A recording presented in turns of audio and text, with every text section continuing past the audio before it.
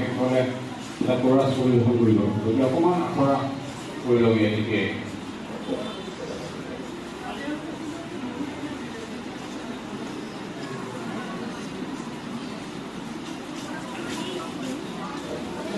শেষ হয় তাৰে কামনাৰে এই গীতটি সকলোৰে বাবে ধন্যবাদ।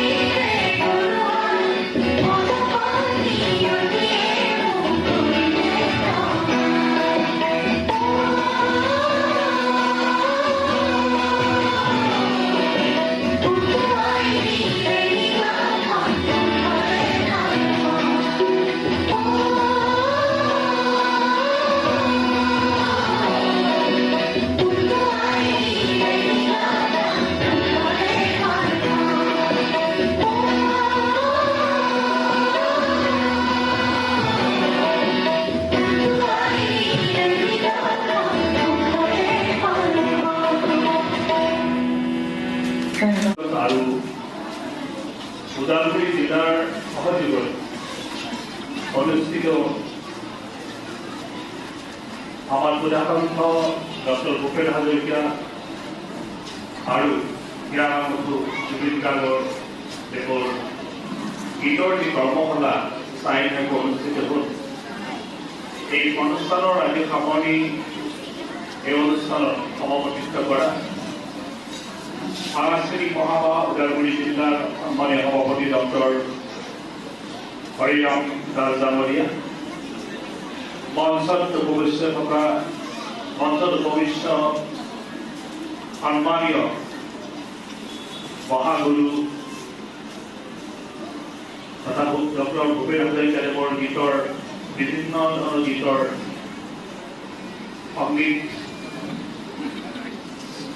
সংগীতৰ যি তেখেতে আগত লৈ প্ৰসাৰ কৰাৰ বাবে যি প্ৰয়াস কৰিছে, তেখেত চৰকাৰ আলেখ্য চক্ৰৱৰ্তী ডাঙৰীয়া। আমাৰ নমস্কাৰ। আমাৰ সাংস্কৃতিক মহাসভা ওদালগুৰি জিলা সমিতি আৰু কেন্দ্ৰীয় সমিতিৰ উদ্যোগ তথা ওদালগুৰি জিলা সমিতিৰ সহযোগত আমি চাৰিদিনীয়াকৈ সুধাকান্ত ডক্টৰ ভূপেন হাজৰিকাদেৱ আৰু আমাৰ হিয়াৰ আমন্ত্ৰণ জুবিন গাৰ্গদেৱৰ গীতৰ চাৰিদিনীয়া কৰ্মশালা এখন আমি অনুষ্ঠিত কৰিলোঁ আমাৰ স্থানীয় সুজিত নাৰ্জাৰী প্ৰেক্ষাগৃহত। আৰু আচলতে ভাবিছিলোঁ আৰু অলপ সঁহাৰি পাম, কিন্তু তথাপিও এই গৰমত যথেষ্ট সংখ্যক ল'ৰা ছোৱালী আমাৰ মাজলৈ আহিছে, প্ৰায় 100ৰ কাছাকাছি 100ৰ সমতুল্য ল'ৰা ছোৱালী আহিছে। আৰু তেওঁলোকে এই চাৰিদিন ধুনীয়াকৈ আমাৰ সমল ব্যক্তিসকলৰ পৰা গীতৰ আখৰাটো কৰি বা প্ৰশিক্ষণটো লৈছে। আৰু সমল ব্যক্তি হিচাপে আমি আমন্ত্ৰণ জনাইছিলোঁ গুৱাহাটীৰ সুধাকান্ত ডক্টৰ ভূপেন হাজৰিকাৰ গীত মাতৰ ওপৰত অনুধাৱন কৰা গৱেষক সন্মানীয় শিল্পী আলেখ্য চক্ৰৱৰ্তী ডাঙৰীয়াক। তেখেতে সুন্দৰকৈ প্ৰায় 2.5 দিন সময় তেওঁ ক্লাছখিনি ল'লে, শ্ৰেণীসমূহ লৈ ছাত্ৰ ছাত্ৰীক জ্ঞান দিছে কিছুমান গীতৰ ওপৰত। আৰু ঠিক তাৰপিছতেই দুদিনীয়া হিচাপে আমাৰ আন এগৰাকী স্বনামধন্য শিল্পী ভানুপ্ৰিয়া, আচলতে অৰুণজ্যোতি ভানুপ্ৰিয়া, যিগৰাকী শিল্পীয়ে বিগত বহুত বছৰ আগৰ পৰা অৰ্থাৎ প্ৰায় 17 চনৰ পৰাই জুবিন গাৰ্গৰ লগত আমাৰ হিয়াৰ আমন্ত্ৰণ জুবিন গাৰ্গৰ লগত অসমৰ দিহিঙে দিপাঙে গীত গাই ফুৰিছিল। লগতে আমাৰ অসমৰ বাহিৰৰ কলকাতা, বেংগালোৰ, দিল্লী ইত্যাদিবোৰত প্ৰদৰ্শন কৰিছিল। কালি তেওঁ অহাৰ পিছত যেতিয়া বন্তি প্ৰদান কৰিলে, তেতিয়া জুবিন গাৰ্গৰ প্ৰতিচ্ছবিখন দেখি তেওঁ মন সেমেকি গৈছিল। আৰু লগতে আমাৰো অৱস্থা খুব আমি বেয়া লাগিছিলে। জুবিন গাৰ্গৰ অভাৱটো আমি অনুভৱ কৰিছিলোঁ। তাৰমানে তেওঁ যে আমাৰ মাজত নাই, যেন চাকিখৰ জ্বলোৱাৰ লগে লগে অনুভৱ কৰিছিলোঁ, আমি গম্ভীৰ হৈছিলোঁ। আৰু তেতিয়া অনুভৱ কৰিছিলোঁ, তেতিয়া এই ভানুপ্ৰিয়াই এটা কথা কৈছিলে যে দিল্লীত এটা অনুষ্ঠানত কৰা এইখন ফটো দাদাৰ লগত দিল্লীত এটা অনুষ্ঠান কৰাৰ ফটো এখন আমি লাইভ চাইজত আনি ইয়াতে প্ৰেক্ষাগৃহত স্থাপন কৰি এই চাৰিদিন তেখেতক সন্মান জনাই আমাৰ ল'ৰা ছোৱালীসকলে পুষ্পাঞ্জলি কৰি ক্লাছ শ্ৰেণীসমূহ গ্ৰহণ কৰিছে।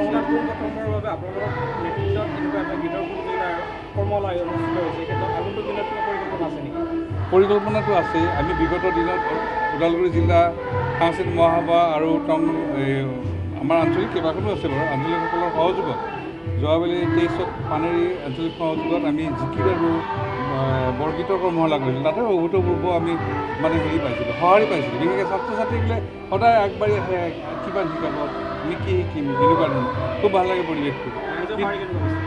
ৰাইজৰ সঁহাৰিও আছে, কিন্তু অকণমান হেৰি লাগে, এইবোৰত তাৰমানে অলপ কষ্টসাধ্য হৈ যায়। আমি এৰেঞ্জ কৰোঁতে হয়তো স্কুল এখন এৰেঞ্জ কৰিব লাগে, প্ৰেক্ষাগৃহ এটা লাগে। আজি বহুত দিনৰ মূৰত আমাৰ টংলা অঞ্চলত এইটো এটা গুৰুত্বপূৰ্ণ প্ৰেক্ষাগৃহ বুলিয়ে ক'ম মই, কিন্তু দ্বিতীয় এটা নোহোৱাৰ নিচিনা হৈছে। আৰু আজিকালি স্কুল কলেজবিলাকত অনুষ্ঠান কৰিলে তাৰ জৰিয়তে আমাৰ জিলাৰ সন্মানীয় বিষয়ববীয়াসকলৰ পৰামৰ্শ আনিব লগা হয়, প্ৰব্লেম। গতিকে মই এইখিনিতে ক'ব বিচাৰোঁ, প্ৰতি জিলাতে 2-3টাকৈ হওক, 2-3টা নোৱাৰে, নালাগে, এটা অন্তত 500 মানুহ বহিব পৰাকৈ আমাৰ ওদালগুৰি জিলাৰ প্ৰায়কেইখন চহৰতে এটা প্ৰেক্ষাগৃহৰ নতুনকৈ ব্যৱস্থা চৰকাৰে গ্ৰহণ কৰিব লাগে। আৰু এটি হ'লে কিন্তু আমাৰ ছাত্ৰ ছাত্ৰী হওক, ল'ৰা ছোৱালী হওক, উঠি অহা প্ৰজন্মৰ কাৰণে খুব ভাল হ'ব বুলি মই ভাবোঁ। আজিৰ কাৰ্যসূচীত আমাৰ বিশেষভাৱে মুখ্য অতিথি হিচাপে টংলা বিধানসভা সমষ্টিৰ সন্মানীয় MLA বিকন ডেকাদেৱ উপস্থিত আছিলে। গুৱাহাটীৰ পৰা আমাৰ কেন্দ্ৰীয় সমিতিৰ সন্মানীয় সম্পাদক প্ৰধান প্ৰদীপ বৰা ডাঙৰীয়া, তেখেত গুৱাহাটীৰ পৰা আহি উপস্থিত হৈছে। আৰু লগতে সমল ব্যক্তি দুয়োগৰাকী, অৰুণজ্যোতি ভানুপ্ৰিয়া আৰু আলেখ্য চক্ৰৱৰ্তী ডাঙৰীয়া আজি 4 দিন আমাৰ লগত আছেই বাৰু। তেখেতসকলে আজি ইয়াতে উপস্থিত আছে।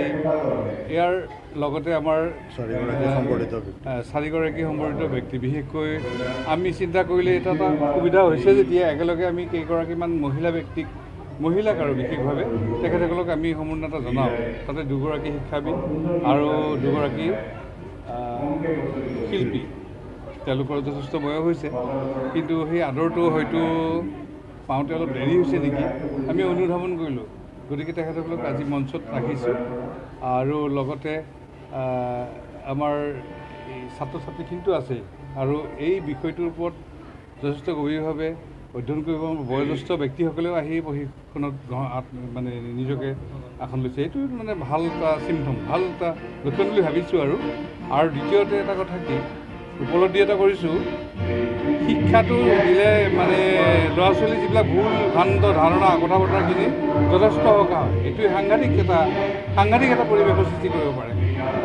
গতিকে এই 4টা দিনত আমাৰ ল'ৰা ছোৱালীখিনিয়ে 9টা 10টাকৈ গীত সকা ইমান ধেমালি নহয়। আচলতে সৰু ল'ৰা ছোৱালী, আৰু গ্ৰীষ্মকালীন কাৰণেহে পাৰিছে। এতিয়া উইণ্টাৰ ভেকেশ্যনত তেওঁলোকৰ টিউশ্যন হাবি জাবি কিবা কিবি ঠাইৰ কাৰণে সুবিধাই নাপায়। মই ভাবোঁ এইবিলাক অন্ততঃ 6 মাহৰ মূৰে হৈ থাকিব লাগে। আৰু আমাৰ প্ৰেক্ষাগৃহৰ অভাৱ অনাটনখিনি যিখিনি পায় সেইখিনি অন্ততঃ চৰকাৰে চাওক, আৰু অঞ্চলৰ আমাৰ যাৰ দায়িত্ব আছে জিলাৰ তেখেতসকলে অন্ততঃ আমাক গুৰুত্ব আৰোপ কৰক কিছুমান ক্ষেত্ৰত। সেইখিনি মই কৈছোঁ। আৰু ধন্যবাদ সকলোকে আজি সভাত উপস্থিত থকা বা আপোনালোক সকলো সাংবাদিক বন্ধু বান্ধৱসকললৈ আমি ধন্যবাদ জ্ঞাপন কৰিছোঁ। আৰু গ্ৰন্থ আগবঢ়োৱা হৈছে, আৰু এই প্ৰদান কমিটি তেওঁলৈ আগবঢ়াইছে ওদালগুৰি জিলা কমিটিৰ সম্পাদক মাননীয় জ্ঞানেন্দ্ৰ কুমাৰ চলিহা। মহাসভা অসমৰ সম্পাদক প্ৰধান আৰু ওদালগুৰি জিলা কমিটিৰ সন্মানীয় সভাপতি ডক্টৰ হৰিৰাম দাসদেৱ,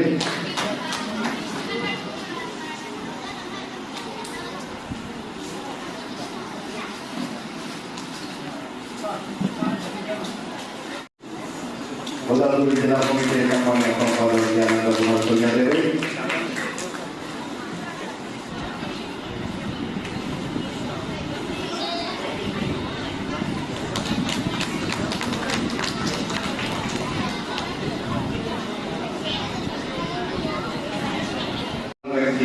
অৰুন্ধতী মানৱীয়াই,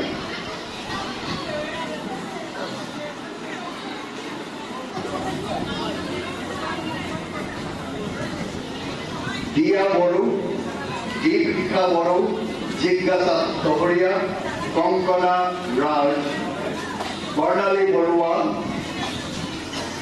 তৰালী ডেকা, বৰ্ণালী বৰুৱা,